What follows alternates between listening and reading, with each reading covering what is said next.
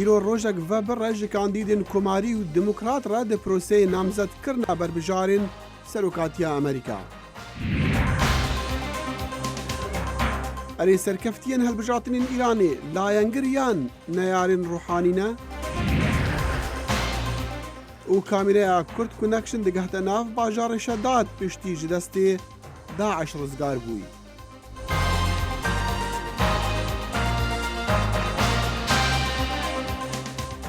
gelek bi xêratin demek dî Kurd Connection.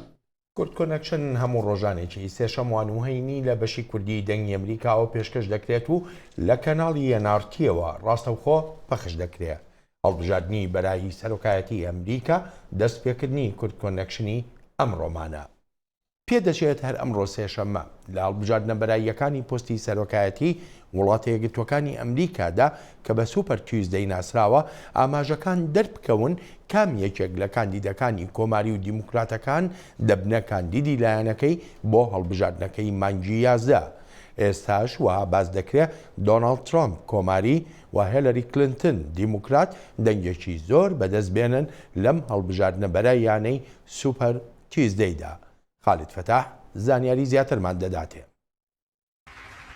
بربژارên Serokatiya Amerîka ji her du partiyên siyasî Komarî û Demokrat hewlên dawiyê dan bo bi destxistina hejmara here mezina dengan li helbijartinên nasyar bi Super Tuesday ku li 11 wîlayetan û Porto Rîco ewa ser bi Amerîka ve wê îro bêne encam dan ku serkeftiya van helbijartinên pêşwexit wê rêxweşker bit bo destnîşankirina berbijarê Serokatiya Amerîka. Sera rêxwenîşandanên nerazîbûnê dijî Trumpê li wîlayeta Virginia li ew daxwaza piştevaniye kir û bi bûçûna wî ev welate neyekgirtiye û divê karek bû vê bête encam dan.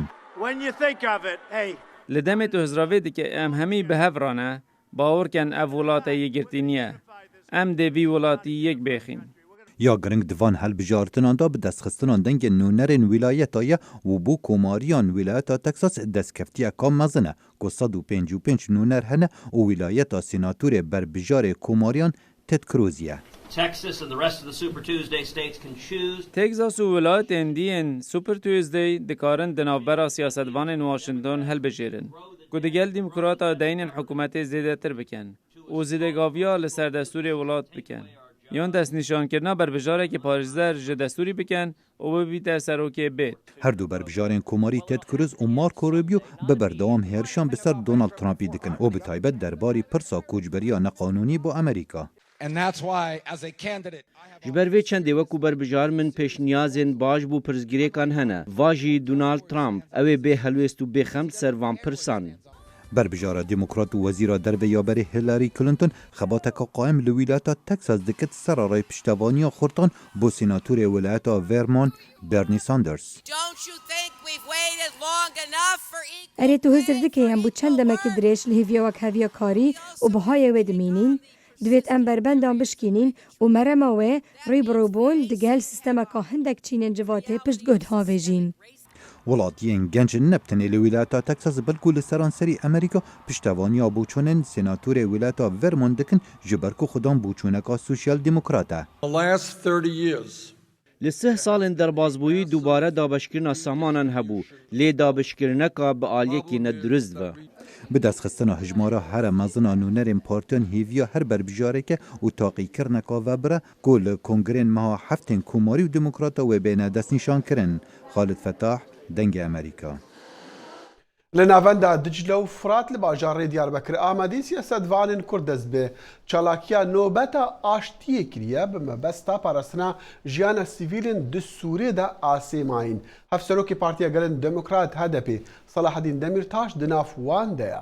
Pemîra Dengê Amerîka Xecican Farqîn çend pisyar jî kirine. Çok sayıda insan yaşamını yitirdi.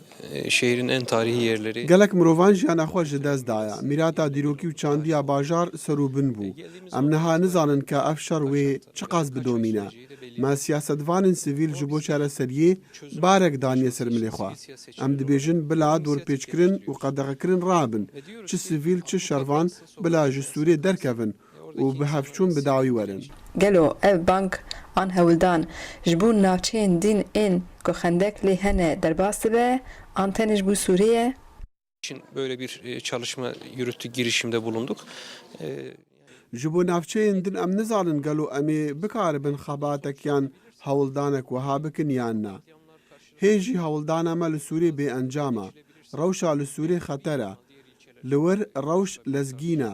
Ger ev însiyatîfa me û çalakiya me encam bide û qedexe rabe, belkî heman tişt ji bo navçeyên dîn jî derbas be. Lê ger bersiva hikûmetê neerêne be, piştî çarşemê şûn de wê çil pêşiya me hebe. Ölümleri dursun direnişidir ve çok meşrudur bu. Vêgel ji bo aştiyê dev ji çalakiyan bernede. Berxwedan ji bo aştiyê ye. Ger hikûmet ji bo daxwaza gel ya aştiyê şer bidomîne, wî çaxî ew tercîha wan e. Neha diqada siyasetê de tê xuyakirin ku pêşî li siyaseta we têgirtin. Hûn ji bo vê rewşê çi dibêjin?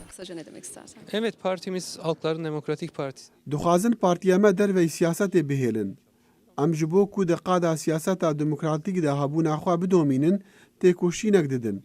Ev sekna me ye. Hêrîşên mezin û neheq li ser me hene. Gafan li me dixwin. Lê ev ne egerin em ji bawerên xwe paş de gav bavêjin. Em ê ji bo siyaseta xwe ya demokratîk, aştî û çareseriyê bi israr bin û paş de navegerin. Ev çalakiya bi navê nobeta aştiyê ku li bajarê Amedê Diyarbekirê tê kirin û ji marka siyasetvanên Kurd tê de ne. û gotinên Selaheddîn Demirtaş ev serokê HDP di vê mijarê de wê bidirîjî li ser malperên dengê Amerîka bêne danîn em vê agadariyê didin. Temaşevanên xwe çûku ew hevpevîn me Kurd kiriye di vê bernamê de. داخل البته لەگەڵ ئەم هەوڵە ئاشتیانەی کە سەلاحەدین دەمیرتاژ دەیدا جاهەپەش لە ناو پەرلەمانی تورکیا راپۆرتێکی ئامادە کردووە بڕیارە ڕۆژی دووشەمەی داهاتوو ئەو راپۆرتە بڵاو بکاتەوە تیایدا ئاماژەی بە هەموو ئەو پێشێلکاریانە کردووە کە لە ئاکامی قەدەغەکردنی هاتوچۆ لە ناوچە کوردنشینەکانی تورکیا بەرپا بوون، ینی ئەوانە هەڵبەتە بەوەی هێزە ئاسایشەکانی تورکیاوە. ئێستاش دەچینە سووریا و لەوێش لە پاش ئازادکردنی شارۆچکەی استراتیژی شەدادێ لە دەستی تێرۆریستانی دەوڵەتی ئیسلامی زانا عومەر پامنێری دەنگی ئەمریکا سەردانی شەدادێ دەکات و لە راپۆرتەکەیدا ڕەوشی ئێستای ئەم شارۆچکەیە دەخاتە ڕوو. داعشê ji şeddadê hate derxistin. Kemîreya dengê Amerîka derbasî bajarê şedadê bû. Şopa şerekî pir giran li bajêr hebû. Navendên Daişê de encama derbeyên balafirên koalisyona navnetewî de hatibûn rûxandin. Şeddadê ji bo Daişê pir giringiya wê hebû. Ji ber got bi dehên bîrên petrolê û gazê li herêma şeddadê hebûn û ew bibûn çavkaniya aboriya terora Daişê. 2400 kilometr murabba 10400 kilometrên çarkoşa hatin rêzgarkirin. Em niha li nava bajêrin. Şedadê li ser rêya navbera Reqa û Musilê ye. Niha ev rê hate birîn. Niştecihên herêma Şedadê ji êlên Ereban e û bi taybet ji êlên Cibûr û Beggara ye. De encama hevkariya Qesedê û êlên Ereban li wê herêmê terora Daişê dawî lê hat. وجهاء ومخاتير الجبور والبقارة والعقيداتين. Ev demek bû gotêkilî di navbera şervanan de û şêxên eşîra Cibûr, Begara û Egêdata de hebû. Got Daişê û teror di civakê de cih negre. Bi saya şervana û eşîran Şedadê hate rêzgarkirin. Nivîsên Daişê li kolanê bajêr pir diyar bûn. Tê de kultura terorê diyar dikir. û ev awayekî Daişê bû ji bo terorkirina civakê. Li vê derê hatiye nivîsandin got her kesê nedibin desthilatdariya xwedan de ve ew kes gawir e. Daişê li ser vê bingeha şerî ya ola xwe her kes kir gawir û ji bo wê jî her kes dikuşt. Daişê gezeba me reş kir. Xelkê me kuştin. Serê mirov û pismamê min jê kirin. Daişê li Şedadê pir xelk kuştin. Bazara firotina jinên Kurdên Êzîdî li qada bajarê Şedadê dihate kirin. Jinên Kurdên Êzîdî û Asûriyên Revandî di zindanên Daişê de girtî bûn. Wedî şervanekî yekîniyê parastina gele Asûriye ji Asûriyên herêma Tiltemirê ye. Ehlî kânû Asûrîn hon bihal-mantıqa. Tamam? Mirovê min li vir girdî bûn. Armanca min ew bû ku tola wa hildim. Ez bi coşim niha. Şedadê hate rêzgarkirin.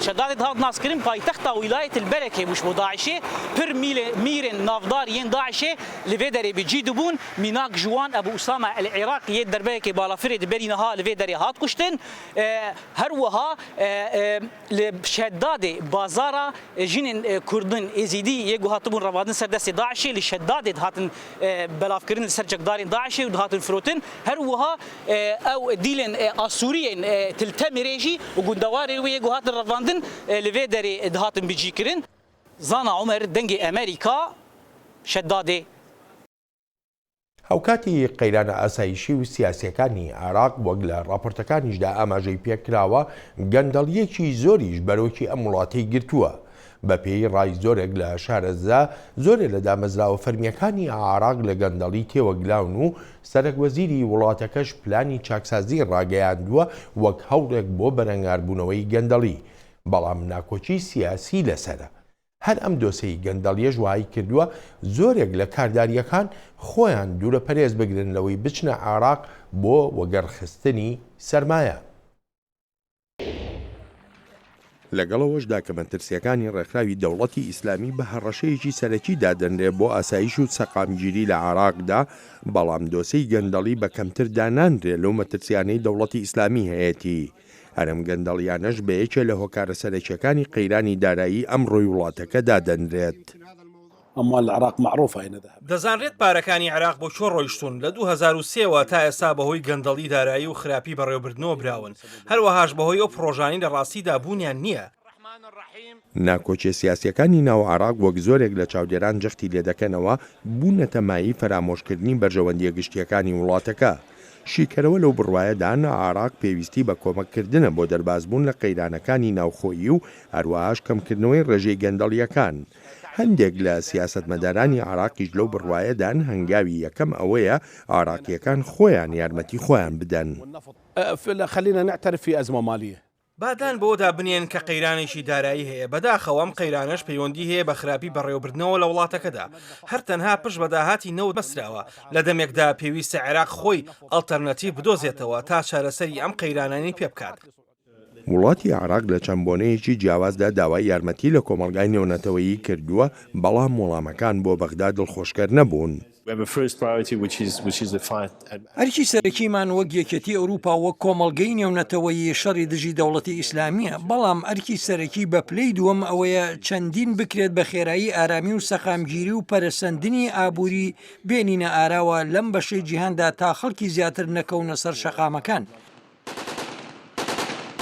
شەڕەکانی دژی دەوڵەتی ئیسلامی لە عێراقدا کاریگەری نەرێنی هەبووە لەسەر بودجەی وڵاتەکە و هەروەهاش دابەزینی نرخی نەوت. بەڵام ئەمانە نەبوونەمایی بێدەنگی شەقامی عێراقی هەرچەندە هەندێک لە چاودێر دەڵێن ئەم جۆرە خۆپیشاندانانە بۆ مەبەستی سیاسی دەکرێن.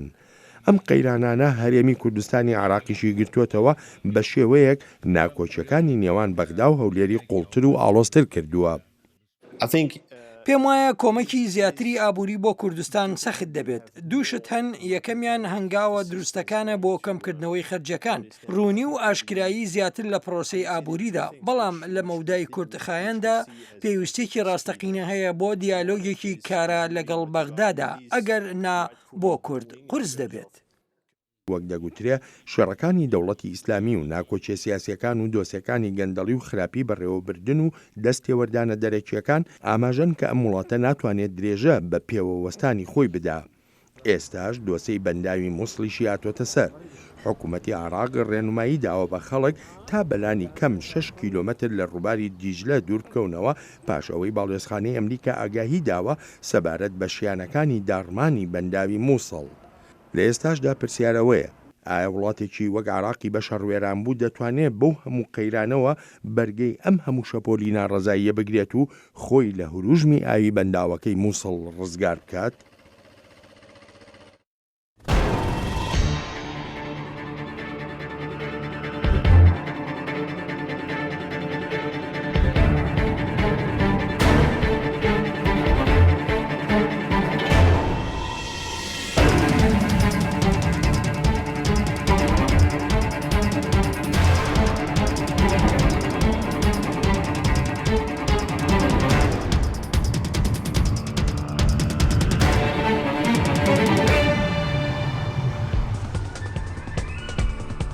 NRT, Kurdistan's #1 news channel.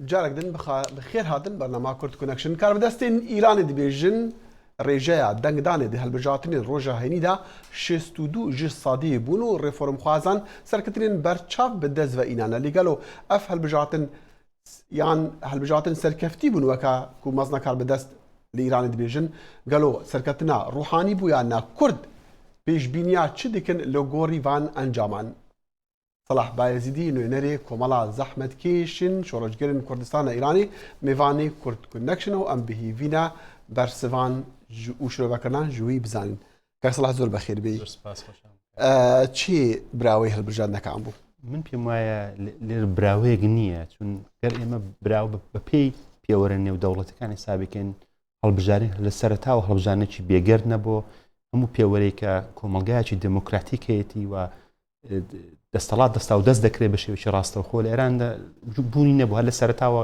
کۆمەڵکی زۆر لە بربژێرەکان بێبەش کران و فیلتر کران کەسانێک کە لە گۆڕەپانەکەما بوونەوە زۆرتر پەیوەندیان ڕاستەخۆ نەڕاستەخۆ بە حکوومەتەوە بووە ڕاستی براوێکی سەرەکی نییە بۆ خەڵکی ئێران بەتایبەتی کەواتە هیوای گۆڕانکاریش نییە زۆر بە ئەستەمی دەبینم بەڕاستی لەو کاتەدا بە ئاستەم ینی مەبەستەوەی هەندێک گۆڕانکاری دەبن گۆڕانکاری لەوەیە کە ئەو هەڵبژاردنانە ناتوانن گۆڕان ئەنجامەکانی کارگەریش ڕاستە و خۆیان هەبێ لەسەر گۆڕانکارێکی لەداهاتە چون دەسەڵاتەکان زۆرتر دەسەڵات وڵایەتی فەقیر و سپای پاسدارانە و مەجلیس و کومن ناتوانێت بەڵام ڕاستێکی ئەوە کە ڕوحانیان لایەنگرانی ڕوحانی زیاتر دەستکەوتیان باش بۆیان ژیان زیاتر ئەندامەکان دەبین ئەوانە یارمەتی ڕوحانی نەدا لە مەسلەی سیاسەتەکانی داهاتووە ئەوە جێگای مناقشەیە چون وەکو باسمان کە لە سەرتاوە سەدان کەس لە ئەوانەی کە بەنێو ڕەفۆرم خاص بوون بێبەشکران دوور خرانەوە و ئەو کەسانی کە ماون و تایبەتمەندێکی ئەو هەڵبژارنەی ئەو جارەش ئەوە بوو کە بەشێکی زۆر ئەو کەسانە کە دەرچوون بەڕاستی کەس ناناسیەکە کە سەر بە چ لایەنێکن و وەکو باسمان کرد هەر ئەمڕۆ لە ڕۆژنامەی گاردین لە کۆتاییەکەدا باس کرا بوو ئاماژەی کرد بوو نەفەرێکی ڕفۆرمیستی ئێرانی کە ئەو کەسانی بەشێکی زۆریان وەکو شووتی شپاند بووی کە تانێکیەوە بەڕاستی نازانی چی تدای هەر بۆیە ئێمە نازانین کە بەڕاستی دەستاوە کە بە چلایەندا دەکەون هاوبیری لەگەڵ ئەوەی کە کاربەدەستانی ئێران هەندێکیان دەڵێن کە هەڵبژاردنێکی زۆر سەرکەوتوانە بووە من پێم وانە چون سەرکەوتوانە بەرکو لە ڕوانگەی حکوومەتەوە چون کۆماری ئیسلامی ئێران بە درێژای ئەم ساڵانە حەولی داوە هەموو جارێک لەگەڵ ئەوەی کە بەڕاستی دوو پێوەری هەڵبژاردن و دموکراسی بربەستێکن بۆ حکوومەتە مەشروعەتێک بۆ خۆی وەرگریەوە خەڵکێکی زۆرتر بە کۆمەڵێک ڕێگا و فێڵ و فرد خەڵک زۆرتر ڕابچێشێ بۆ دەنگدان کە گیا لە ڕۆژهەڵاتی کوردستان بە شێوەیەک جوابگۆر ئەو کارێک کردەوە چۆن مەسەن ناوچەکانی پارێزگای ورومیە حەولی داوە کێشەی ئازەری و کوردەکان بەرزتەکە لە کرماشان چێشە ئاینەکان بۆ حەولی داوە کە سرنجی خەڵک ڕابچێشەوە بە شێوەیەک خەڵک بچێشە بۆ کاک سەڵاح ئەم ئەنجامانە تا چەندێک ڕنگدانەوەی ڕێکەوتنی ئێرانە لەگەڵ کۆمەلگای نەوتەوەیی لەسەر بابەتی ناوەکی بە تایبەتیش ئەوانە زۆر وەکو بڵێن چاکی ئەم ڕێکەوتنە بۆ ڕوحانی دەگەڕنەوە دیارە ئەگەر ئێمە بە پێی تۆری پێلان کەسپێرستی باسکەین کە بەر لەوە کە ڕوحانی هەڵبژێت ساڵێک بەرەوە کە ئایەتوڵا خامنەی ڕێگایدا بوو کە دانوستان بەس ئێران بکرێەوە دواتر هەڵبژاردننی ڕوحانی لەو ڕاستایەدا بوو کە کۆمەلگای ئێران لەباری ئابوووریەوە بەڕاستی بەرەو داڕەمان ڕوحانێک دەچوو و ئەم هەڵبژاردننی ئەم دەورەش کە زاهیرێکی بۆ کۆمەلگای نێودەوڵەتی پێشان بدەن کە هەڵبژاردنێکی نسبەتەن بێگەرد بووە کە ڕێگا بکاتەوە بۆ کۆمەڵێک ڕێکەوتنی ئێران دەگە ڕۆژاوە کاکسەڵاح دقیق لەگەڵ منابێ منە ئێمە راپۆرتێکمان هەیە لەسەر هەڵبژاردنەکانی ئێران دوای هەڵبژاردنەکان هەلبەتە راپۆرتەکەمان ئامادەکردووە کاک شاهد عەلەوی لێرە لە دەنگی ئەمریکا بیرروبۆچوونی جیا وەرگرتووە لەسەر ئەم هەڵبژاردنە بە راپۆرتەکە سێر بکەین پێکەوە و دوای دەگەڕێنەوە لای جەنابەت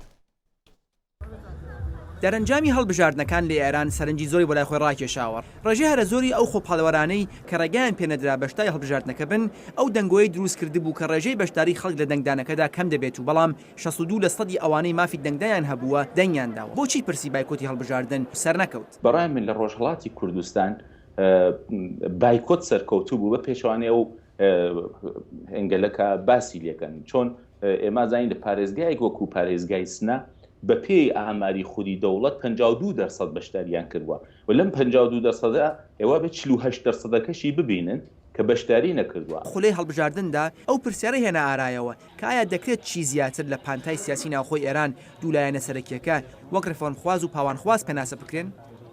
لە ڕاستیدا هەندێک زۆر لەوانەی لە لیستەی ناسراو بە ڕێفۆرمخوازەکاندا ناویان هاتووە لە ڕابردووی سیاسی خۆیاندا دژی ڕێفۆرم و ڕێفۆرمخوازەکان هەڵوێستیان گرتووە. کەواتە دەکرێت دوولایەنی سەرەکی بەشداری هەڵبژاردنەکان وەک لایەنگرانی دەوڵەتی ڕۆحانی و دژبەرانی دەوڵەت پێناسە بکەین. پرسیاری سەرەکی ئەوەیە مەجلیسی داهاتووی ئێران بەرامبەر بە دەوڵەتی ڕۆحانی و بەگشتی پرسە سیاسیەکانی پەیوەندیدار بە گرفتەکانی ناوخۆ دەرەوەی ئێران چۆن هەڵوێست دەگرێت؟ چونکە ئەو جاریان نە ئیسلاح تەلەبەکان ئیسلاح تەلەبی پێشوون نە ئوسولگەرای پێشوون هەردووچیان لە ئاستی خۆیان دابەزیون لە نقطەیەکی هاوبەش بێگەیشتون. ئەو نقطە هاوبەشە چییە؟ ئەویش ئەوەیە کە مەجلیسی داهاتوو لە ڕاستیدا دەبێتە مەدانێکی یەکگرتووی ئەو دوو هێزا کە پێکەوە مەشروعیەتێک دەدەن بە کۆی ساختاری کۆماری ئیسلامی. بەشداری زۆرینەی خەڵک لە هەڵبژاردنەکاندا و تەنانەت دەنگدانی میرحوسێنی موسەوی و زەهرا ڕاهنەوەرد دوو لە ڕێبەرانی دەستبەسەرکراوی سەرهەڵدانی سەوز پرسی سەرهەڵدانەکەی ساڵی 1970 بە شێوەیەکی نوێ دووبارە هێناوەتە ئاراوە. ئایا ئەم جۆرە بەشداریە بەمانای تەوابوونی سەرهەڵدانی سەوزە؟ من پێمەوە بێ ئەوەی کە لە هەشتا بوو لە وەزعیەتێکی تایبەتە بوو لە دەوڵەتی ئەحمەدی نەژادا بوو. پیاچوونەوەیە کە هەم ڕێفۆرمخوازان لە ئێرانە کردوێنە و هەم حاکمیەت و دەسەڵاتیش کردوێتی. ئەو پیاچوونەوە بۆتە هۆی ئەوە کە تا ڕادێک هەردووکیان لەو جێگا کە بوون بێنێت دواترەوە عقد نشینی بکەن بە ئیصلاح لە مواضعی خۆیان. کۆی هەواڵەکان وا دەنوێنن کە شورای نگەهبان هەڵبژاردنەکان بە گشتی پشتڕاست دەکاتەوە. ئەمە لە حاڵێکدایە کە هەر ئێستا دەنگۆی ئەوە هەیە کە لە هەندێک شوێن وەک بەلوچستان و کوردستان دەنگی خەڵک نەپارێزراوێ و بۆ وێنە لە دوایین ڕاگەیاندراوی فەرمیدا ناوی نوێنەری ڕێبەرایەتی لە کوردستان کە مامۆستایەکی شیعەیە جێگەی مامۆستایەکی سونی گرتووە کە بە فەرمی ناوی وەک براوەی هەڵبژاردنەکانی خوبرگانی کوردستان لەلایەن بەرپرسانی هەڵبژاردن لە پارێزگای کوردستانەوە ڕاگەیاندرا بوو. شاید عەلەوی دەنگی ئەمریکا. کاک سەلاح بەپێی ئەو ئەنجامانە ئێمە پێشبینی ئەوە دەکەین کە ئێران سیاسەتەکانی بەتایبەت سیاسەتەکانی دەرەوە بەرامبەر کێشە جیهانیەکان بگۆڕن. بەڵێ دیارە وەکو باسمان کرد بەپێی شێوەی سیاسی سیستمی ئێران کە دەسەڵات لە دەست دەوڵەت و پارلەماندانیە دەسەڵاتی سەرکی بەڕاستی لە دەست وڵایەتی فەقی خامنەیی و وەسپای پاسدارandایە و ئاسۆی کە ئێران گرنگی استراتژی ئێران بە شەڕی دەرەوەی سنوورەکانی خۆی لەدا لە یەمەن و کێشە دەگەڵ عەرەبستانی سعودی و گرنگی عێراق و لە سووریا ئەوانە ئێمە ناتوانین چاوەڕێنەوە ناکەین کە گۆڕانکارێکی ئەوتۆ دروست بێت. تەنانەت هەر ئەو شەوەی کە هەڵبژاردنەکان کۆتایی هات نوێنەری سپای پاسداران سەر تەلەڤیزیۆن کوتی کاتی خۆیمە 20 ساڵ پێش لە سنوورەکان شەڕی دژی شۆڕشمان دەکرد بەڵام ئێستا 2000 کیلومتر ئەولاتر شەڕی خۆمان دەکەین. یعنی ئەو ئاماژەیەکە کە بەرحاڵ وەلایەتی فەقی و شخصی سپای پاسداران کە بەڕاستی مافیایەکن درێژە بەو سیاستەکەی خواندن لە نیازی ئەوەشیان نییە خۆی لەو 2000 ئێمە کاک سەلاح دەمویست باسی کورد بکەین و لەو هەڵبژاردنانەدا هەموو جارێک کە باس دەکرێت بۆ کورد باسی ڕێفۆرمخواز دەکرێت باسی ئەوانەی کە تا ڕادەیەک لیبرالن دەکرێت کە ئەوانە بۆ کورد باشتر لەوانەی توندڕەوەکان و ئەوانەی لە سیستەمدا بوون چەند ساڵی ڕابردووە لە ئێستا کورد چۆن سەیری ئەم هەڵبژاردنەکە دەکەن؟ بەڵێ ئەگەر ئێمە تەنانەت لەگەڵ ئەوەی کە بەرحاڵ نەقدی خۆمان هەیە لەم هەڵبژاردن ئەگەر بەراورد لەگەڵ هەڵبژاردنەکانی چەند ساڵەوە پێشش بەرە بکەین کە ئەو کاتەی ڕێفۆرمخوازەکان و سەردەمی خاتەمی یا دواتر کە ڕووبی ئیسفادەیان لە فاکتۆر نەتەوەکان بەجلی کوردی دەچوون هێندێک بڵێنیان پێدەدا لەسەر پێدانی مافی کللتوری و سیاسی زۆر بچووک ناوچەکە بەڵام تەنانەت ئەو جارە هیچ باسی مەسەلەی کوردیش نەبوو. تەنانەت ئەو کەسانی باسمان کرد کە سەرفۆرمخوازەکانی کە مابوونەوە زۆرە ناسراو بوون ئەو لیستەکانیش بەڕاستی زۆر تێکەڵن. زۆر زیاتر دەبینی کەسی وەکو عەلی مەتەهەری یا عەلی لاریجانی کەسانی سەر بە تۆندڕۆی بال ڕژیمن لە نێو لیستی بەنێو مادرەتەکاندا بوون کەوا بوو ئەو تێکەڵیە و نەبوونی هیچ بەڕاستی وعدە و وعدێک تەنانەت بۆ مەسەلەی نەتەوەکانتان بۆ کوردیش چاوەڕانی ئەوە ناکرێت کە بەڕاستی هیچ ئومێدێکە بۆیە بە پێی هەڵبژاردنی 2 ساڵەوە پێش ئاستی بەشداری زۆر کەمتر بوو لە هەڵبژارنەکانم ڕێژەکە کەمتر بوو لە جارانی پێشتر باشە پارتە سیاسیەکان جاران دەمان بیست لە هەڵبژاردنەکانی پێشودا هەندێک لە پارتە سیاسەکان بایکۆتی هەڵبژاردنەکانیان دەکوت بانجی خەڵکی خۆیان دەگرت کە بەشدار نەبن ئەم ساڵە هەڵوێستی پارتە سیاسیەکان و کۆمەڵە چۆن بوو لە بەنسبەت کۆمەڵەوە بڵێم باس لەوە بکەم کۆمەڵە ئێمە لە بەراوردێک لەگەڵ سیاسەتی خۆمان لە هەڵبژاردن بەڕاستی لێکدانەوەمان ئەوە بوو کە بایکۆتکردنی هەڵبژارنەکان کەم هەزینەترشتە بۆ کۆماری ئیسلامی ئەگەر لە ڕاستی ڕابگەین مافێک نەدراوە ئێمە وەکو کۆمەڵە یا خەڵکی کورد بربژێری ڕاستەقینەی خۆی هەڵبژێرێ بۆ پمان وا بوو کە دەرفەتێک لە کاتی هەڵبژارنەکان کە فەزایەکەیە کرانەوەکی بچووکێ لە کاتی کەمپینەکاندا خەڵک داخوازیەکانی خۆیان بێن گۆڕێ باسی لابردنی دەستگایەکەیە بەنێوی نەزارەتی سوابی کە لە ئێران وە کۆمەڵ دەستگای دیکە کە بربەستن لە هەڵبژارنەکان داوای ئەم مافەی خۆیان بکەن ئەم ئەنجومەنی زایانان نازم بە فارسی چی بدەڵێن کە بۆ قانونی ئەساسی وەکو لە ڕاپۆرتەکەشمە بینی کە کاکشاهد باسی ئەوە دەکرێت کە فێڵ کراوە بۆ نمونە ئێوارە کاندیدێک ئەوە کراوە دەرچووە ڕۆژی دوایی تر دەرنەچووە ئەمە تا چەندێک کاریگەری دەبێت لەسەر مەسەر بابەتی فند و فێڵ کاتەکەشمان زۆر کورتە کاکس بەڵە دیارە شتانە زۆر عادینە و لە وڵاتێک وکو ئێران کە بەڕاستی هەموو پڵتوفێرک دەکا کە هەڵبژارنەکان بەلاک دابخاوە شتێکی ئاسایی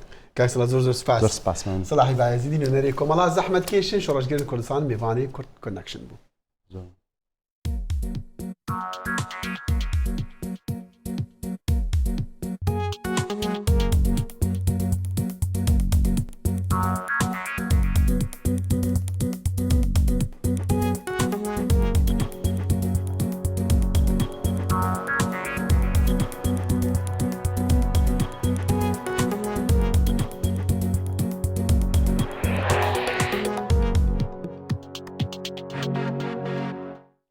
دوو قماندارن کۆمەڵا دەوڵەتە ئیسلامی داعش کەخوا دابوون دەستی کاربدەستین ئەفغانستانی گوتنە تەلەڤیزیۆنە ئاشنەیە دەنگی ئەمریکا ئەو کەتن نافڕێزین داعش نەژبەر ئایدۆلۆژیاوان بەلکو ژبەر پارە هێر زەنگەنە پتر جەمە ئەو دوو پیاوەی کە پێشتریش تالیبان بوون دەڵێن هیچ پەیوەندیەکیان بە داعش لە سووریاوە نییە و پشتیوانیش لە بیرۆکەی جیاکردنەوەی خلافەتێک لە تەواوی جیهان ناکەن. زەیتون کە تەنها ناوی یەکەمی داوە تەمەنی نزیکەی 40 ساڵە. کاتێک کە چوومە ناو ئەو گروپەوە ئەوان دەیانگوت شریعەتی ئیسلامی دەچەسپێنن بەڵام ئەوان خەڵکیان تاڵان دەکرد سەری خەڵکیان دەبڕی بۆمبیان لە خەڵک دەبەست ئێمە نەمانتوانی ئەمانە ببینیم و بڕیانماندا بگەڕێنەوە ناو خەڵکی خۆمان و وڵاتی خۆمان. عەرەبستانیش کە تەمەنی 50 ساڵ دەبێت و هەرگیز نەچۆتە قوتابخانە خاوەنی 9 منداڵە. من لە ناوچە شاخاوەکان بووم ئێمە بێهیوا بووین تەنها چەکەکانمان پێبوو کار نەبوو ئەوان مانگانە 10,000 روپی پاکستانیان پێدەداین کە دەکاتە نزیکەی $100 و ئێمەش بووین بە داعش. بەڵام پاش دەمان کارکردنیان لەگەڵ داعش ئەوان دەڵێن نەیانتوانی چیتر پش و درێژ بن لەگەڵیاندا بمێننەوە و لەگەڵ پیاوە ماقولەکانی خێڵەکان قسەیان کرد تا بتوانن حکوومەتی ئەفغانستان پەنایان بدات. ئەم دوو کەسە دەژڵێن گروپی داعش لە ئەفغانستان ڕەنگە پەیوەندی بە سووریا و عێراقەوە نەبێت. سەرکردەکانی پێشووی داعش دەڵێن ئەوان هیچ پەیوەندیەکیان بە سووریا و عێراقەوە نەبووە و هیچ سووریایی یەکیان عێراقیەکیان نەبینی وەلەو کاتەی کە لەگەڵ داعش کاریان کردووە. ئەوەی کە بەلای شارەزایانەوە جێگای سەرنجە ئەوەیە کە ئەم سەرکردانە دەڵێن خەڵکەکە نوێن. قسەی زۆر هەیە لە نێو ئەوانەی کە تەماشایان کردو ئەوەی کە ئێمە لە داعش بینیومانە ئەوەیە کە وەکو لە ئەمریکا دەڵێن هەر شەرابە کۆنەکەیە لە بوتڵێکی نوێدا کەواتە هەر خەڵکە کۆنەکانن بەڵام لە ژێرناوێکی نوێ بەڵام ئەم قسەیە وامان لێ دەکات کە هەڵوێستەیەک بکەین ئەگەر هەموو شەرکەرەکان نوێن جابیر لەوە دەکەمەوە ڕەنگە چەند ساڵێکی تر ئەم ڕێکخراوە زۆر جیاوازتر بێت لەوەی کە هەر شەرکەرانی تالیبان بوونایە. ئەم توێژە لە کەشێکی هەموار کە لەلایەن ئاژانسی مخابراتی ئەفغانستان دابینکرابوو ئەنجام دراوە. دەنگی ئەمریکا ناتوانێت قسەکانی بە شێوەیەکی سربەخۆ پشتڕاست بکات بەڵام کاربەرستانی ئەفغانی و چەند سەرچاوەیەکی خێڵەکی بۆ دەنگی ئەمریکایان پشتڕاست کردوتەوە کە ئەو دوو کەسە لەگەڵ داعش بوون. هێرۆ زەنگەنە دەنگی ئەمریکا. دەخی لەگەڵ هەروادیۆ پەشیمان بوونەوەی ئەم ئەندامانەی داعش و گەڕانەوەیان بۆ ناو زێدی خۆیان هەواڵێکی تری زۆر گرنگیش لە ئارادایە کە دەڵێ ئەو فلیمە ڤیددیۆیەکانی کە داعش بڵاویان دەکاتەوە زۆربەیان کاری دەرهێنانی بۆ دەکرێت پێشوەخت ئامادە دەکرێت و ئەو جادێن فلیمەکان بڵاوەکەن و بە تایبەتی ئەوانەی کە دیمەنی شەڕ پیشانەدەن. سپاس چەندێژێتی لە دوماهەیە بەرنامە کورد کۆنەکشن هاتا ڕۆژە هەینی خدا حافیز. هەر شاد بن.